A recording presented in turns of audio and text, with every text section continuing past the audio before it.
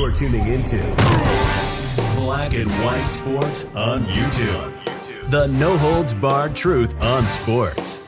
The main event starts now. Well, here we go again, guys. Talking about Kendrick Perkins, the dumbest man in the media, the woke sports media.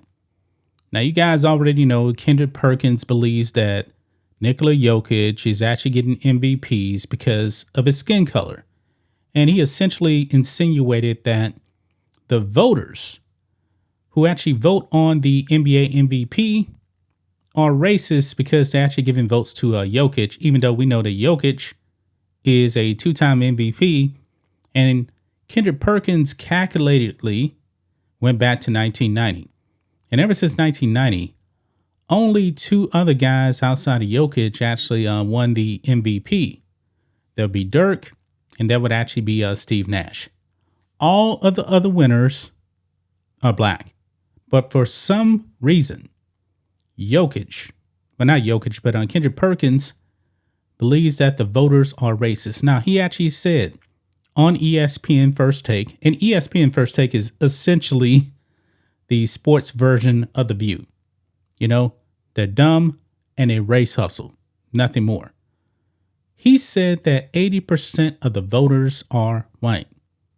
That's what he put out there. Now, where did he actually get that data? I'm not really sure. But it was a lie. It was a complete lie.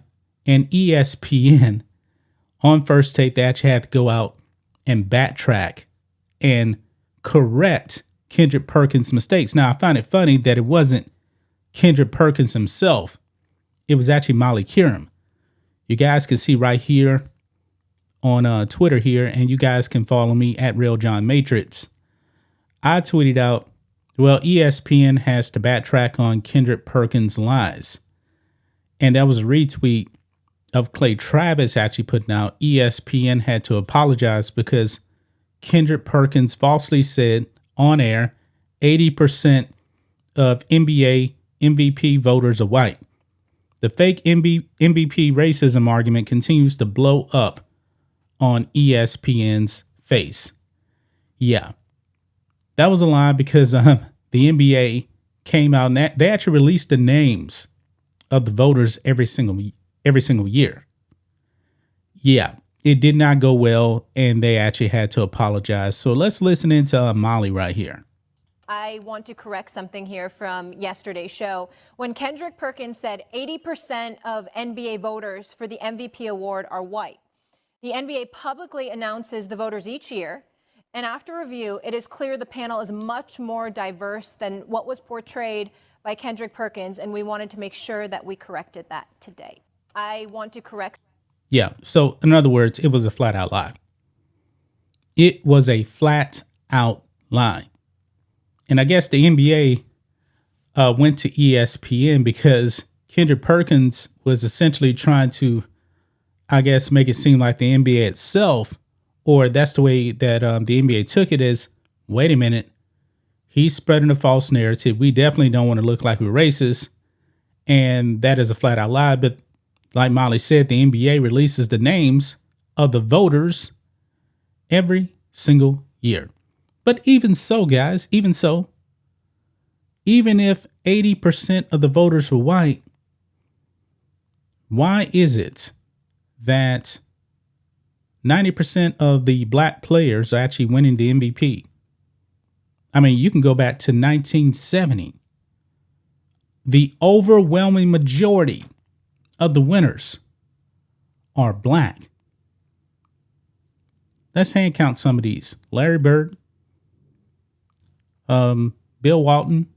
Somebody actually brought up Dave Collins the other day. Dirk, Steve Nash, and Jokic. That's 6 players right there, going back over 50 years. Only 6 white guys. This is fake racism. JJ Redick was right.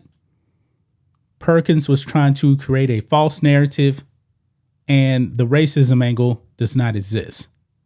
It just doesn't exist. Now, if Kendrick Perkins actually said, you know what, 80% of the players in the NBA are black, he'd be right about that. he would absolutely be right about that. But he is not outraged about the league being like 80%. And definitely, the NBA is definitely more of a global league now because they got players from everywhere. But still, the overwhelming majority are black and still mostly here from the United States, even though after the Dream Team in 1992, the NBA really kind of reached out globally. They have. But Perk is a complete moron. And when I saw this apology from ESPN, boy, I got some satisfaction out of that. But I would like to see Kendrick Perkins actually come out on First Take and address this and just admit, hey, I was wrong. But are we actually going to see Kendrick Perkins actually come out and say he was wrong? No. I mean, he got called out so bad by JJ Redick. He actually made himself look like an idiot because he's like, no. I didn't say that. He sounded so uneducated. He sounded like a complete and utter moron. Because this is what our race hustlers do. They're morons. And ESPN has been doing this for a long time. Charles Barkley, black guy, former MVP, came out. He slammed not only Kendrick Perkins, but also ESPN. Now, you know that Charles Barkley doesn't like Skip Bayless. He despised Skip Bayless when Skip Bayless was on the show. I don't even know if First Take is actually, not First Take, but Undisputed. I don't know if they've actually addressed that. I don't watch any of these shows, okay? I don't watch any of them. But we know that the race baiting happens on Undisputed. Shannon Sharp, great NFL player, former NFL player. He's great, but he race baits. Stephen A., race baits. Kendrick Perkins, race baits. Most of those guys on ESPN, they come on there and they race bait.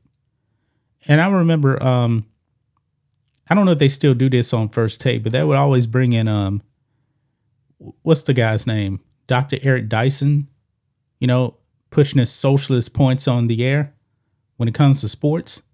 Didn't like that. Never liked it when he was on the show because it was nothing but race baiting.